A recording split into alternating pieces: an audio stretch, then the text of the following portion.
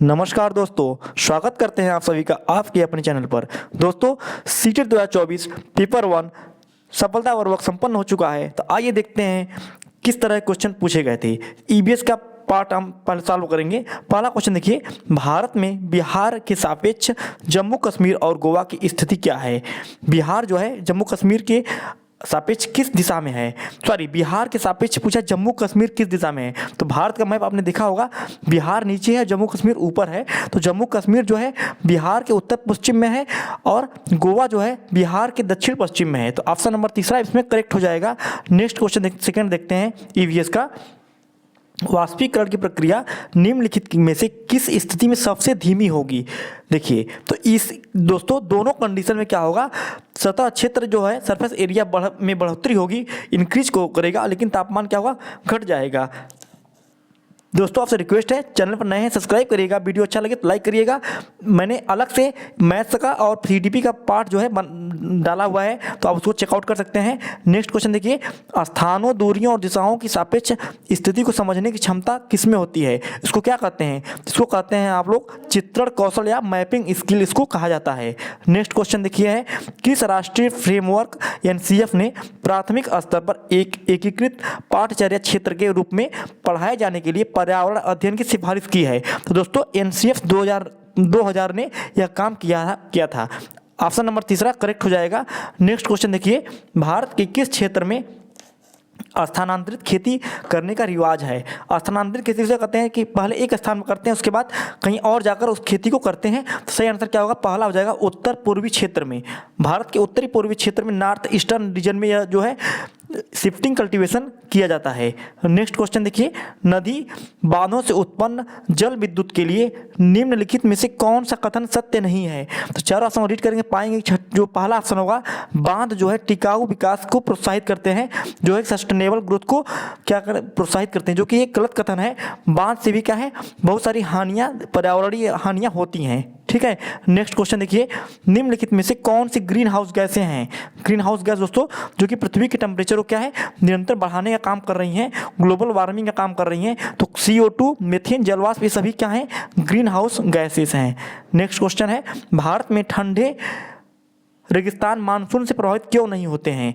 ठंडे जो रेगिस्तान है मानसून से प्रभावित नहीं होने का जो रीजन है वो है, ठंडे रेगिस्तान हिमालय की वृष्टि छाया में होते हैं। ठीक है, ऑप्शन नंबर सेकंड करेक्ट हो जाएगा इसमें।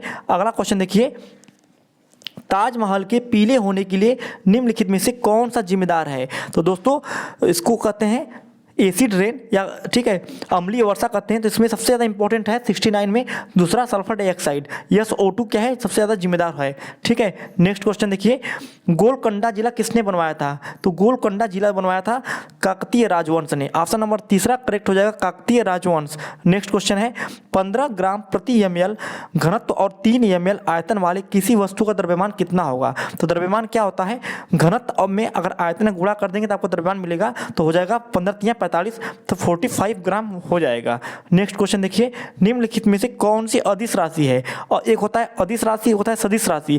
देखिए सदिश माने जिसमें दिशा होती है, ठीक है, अदिश में दिशा नहीं होती है। तो द्रव्यमान में कोई भी तरह का दिशा का ज्ञात नहीं होता है। अगर मैं कहूँ कि मेरा द्रव्यमान, देखिए द्रव्यमान और भार में अंतर है।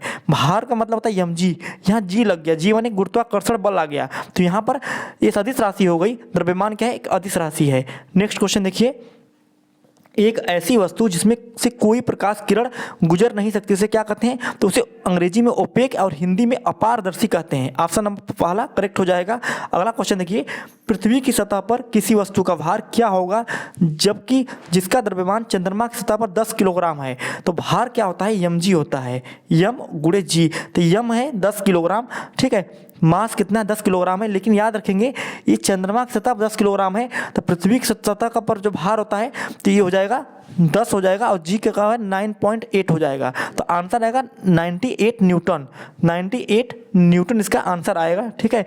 अगला क्वेश्चन देखिए, एक विलेय का विघटन दर जो है किस पर निर्भर करता है। तो एक विलेय का विघटन दर निर्भर करता है सरफेस एरिया पर सतह क्षेत्र पर निर्भर करता है। नेक्स्ट क्वेश्चन देखिए, सुषमा चाहती है कि उसके छात्रों को पेड़ों के संरक्षण के लिए संवेदनशील बनाया जाए। निम्नलिखित में से कौन सा ऐसा करने की सबसे उपयुक्त रणनीति है? दोस्तों सही आंसर क्या होगा? 4 होगा, बच्चों को एक पौधे को अपनाने और पोषित करने में मदद करना। ये जो है बिल्कुल करेक्ट आंसर इसका निकल कर आएगा।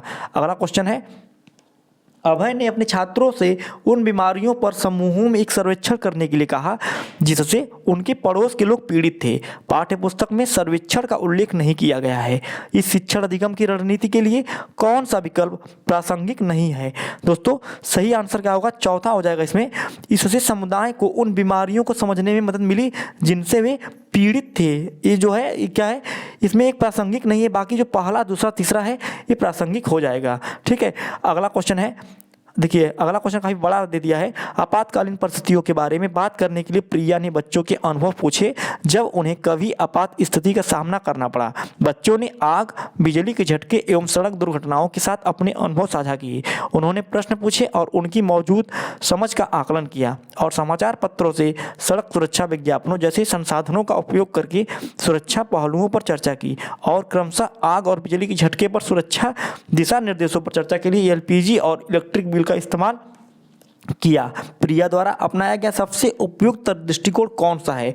तो सबसे उपयुक्त दृष्टिकोण की बात की जाए तो इसमें जो होगा अन्वेषण दृष्टिकोण होगा।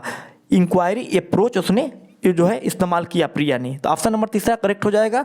नेक्स्ट क्वेश्चन है, समुदाय एक महत्वपूर्ण शिक्षण और अधिगम संसाधन है क्योंकि यह सस्ता और सुलभ है। दूसरा, बुजुर्ग लोग बुद्धिमान है और उनके पास समय है। तीसरा, यह वास्तविक परिस्थिति में सीखने का अवसर प्रदान करता है। चौथा, कोई भी समुदाय में उपलब्ध समस्त ज्ञान को बिना आलोचना के स्वीकार कर सकता है।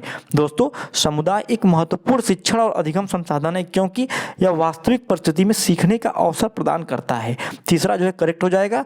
अगला क्वेश्चन देखिए, ईवीएस शिक्षण अधिगम में कक्षा में प्राप्त अधिगम को विद्यालय के बाहर के जीवन से जोड़ने और इसे समृद्ध करने का तात्पर्य क्या है? तो सही आंसर निकल कर आएगा पहला वाला, पाठ्य पुस्तकों से बाहर जाना और वर्तमान में जो परिवेशीय दुनिया को देखना। तो सही आंसर होगा पहला। नेक्स्ट क्वेश्चन है, कक्षा 3 के छात्रों को रमा ने सिखाया कि पिता, माँ और उनके बच्चे एकल परिवार का गठन करते हैं और यदि दादा दादी एवं अन्य रिश्तेदार साथ रहते हैं तो यह एक विस्तारित परिवार है। आप इस बारे में क्या सोचते हैं? तो दोस्तों ये जो है परिवार की परिभाषा क्या है, गलत है। ठीक है, तो देखिए रमा ने क्या सिखाया कि पिता, माँ और उनके बच्चे एकल परिवार का गठन करते हैं यदि दादा दादी और एक जो, ठीक है, आप इस बारे में क्या सोचते हैं? तो यह क्या है, परिभाषा गलत हो जाएगी। अगला क्वेश्चन देखेंगे, निम्नलिखित में से कौन सी ईवीएस कक्षा में गतिविधि है या गतिविधियां हैं? तो देखिए फील्ड भ्रमण करना यह एक गतिविधि हो जाएगी। ठीक है, नेक्स्ट क्वेश्चन देखेंगे, पर्यावरण अध्ययन पाठ्यक्रम बच्चों की समग्र शिक्षा का कारण बन सकता है यदि यह एकीकृत हो, समावेशी हो, विषयगत हो या उपयुक्त सभी हो। तो दोस्तों यह क्या है, उपयुक्त सभी करेक्ट आंसर हो जाएगा। अगला क्वेश्चन देखेंगे, टिप 4, ईवीएस पाठ्यक्रम में सपेरों पर एक अध्याय है। इसका उद्देश्य बच्चों को जागरूक करना और संवेदनशील बनाना है। देखिए कि सपेरे जो हैं सांपों को नुकसान नहीं पहुंचाएं और उन्हें अपनी आजीविका से वंचित करने से पहले विकल्पों को प्रदान करने की आवश्यकता है, जो कि बिल्कुल करेक्ट आंसर निकल कर आएगा। अगला क्वेश्चन है, विद्यालय में एमडीएम मिड डे मील के समय के लिए कौन सा सबसे प्रासंगिक है? तो दोस्तों चार ऑप्शन में रीड करेंगे तो पाएंगे कि 85 में 5 का जो करेक्ट आंसर होगा दूसरा होगा, या ईवीएस शिक्षण अधिगम के लिए एक अच्छा शिक्षण अधिगम का अवसर हो सकता है। नेक्स्ट क्वेश्चन है, पर्यावरण अध्ययन के संदर्भ में बोझ के बिना सीखना क्या बताता है? तो यह बताता है दोस्तों अबोध का भार कम करने की जरूरत है। जो छोटे छोटे प्यारे प्यारे नन्हे मुन्ने बच्चे हैं, load of incomprehension needs to be reduced, इसका सही आंसर निकल कर आएगा। अगला क्वेश्चन है,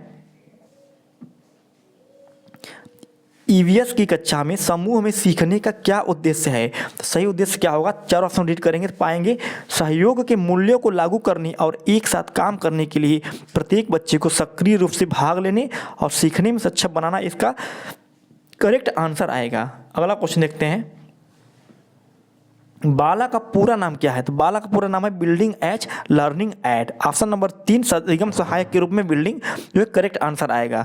नेक्स्ट क्वेश्चन है, वैकल्पिक ढांचे का क्या अर्थ है? तो वैकल्पिक ढांचे का जो अर्थ होता है दोस्तों, विचार जो अवधारणाओं के औपचारिक रूप से स्वीकृत अस्पष्टीकरण से अलग है। ये इसका करेक्ट आंसर आएगा। ईवीएस का लास्ट क्वेश्चन है, महिलाएं पुरुषों की तुलना में कमजोर हैं, यह किस प्रकार का जो है मिथक है कि वैज्ञानिक तथ्य है कि रूढ़िबद्ध धारणा है कि अंधविश्वास है? तो ये कुछ नहीं बल्कि दोस्तों एक रूढ़िबद्ध स्टेरियोटाइप जेंडर बायस्ड धारणा है कि महिलाएं पुरुषों की तुलना में कमजोर हैं, क्योंकि ऐसा कुछ नहीं है ना, महिलाएं पुरुषों की तुलना में कमजोर बिल्कुल भी नहीं है। कंधे से कंधे मिलाकर महिलाएं एक साथ आजकल चल रही हैं, जीवन में हर क्षेत्र में महिलाएं प्रगति कर रही हैं। ठीक है, तो दोस्तों वीडियो कैसा लगा? और अगर आपको मैथ सीटीपी का देखना है तो इसी के नीचे वीडियो में जाकर आप मैथ सीटीपी का देख सकते हैं। मिलते हैं नेक्स्ट वीडियो के साथ, तब तक के लिए जय हिंद, जय भारत।